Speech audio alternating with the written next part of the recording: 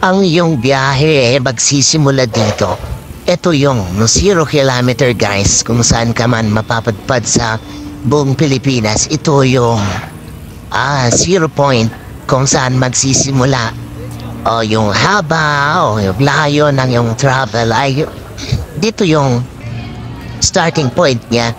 Gaya nitong mga siklista dito guys na natiyempuhan ko sila dito na may event sila at magbibiyahe sila. At dito nga yung 0 point ng starting point nila guys is either galing sila sa malayong lugar and then pinuntahan nila ito kasi ito yung makasaysayan nga na 0 point ng lahat ng ating kalsada. Kung gaano man kalayo sa sukat ay dito yung simula guys. Yun yung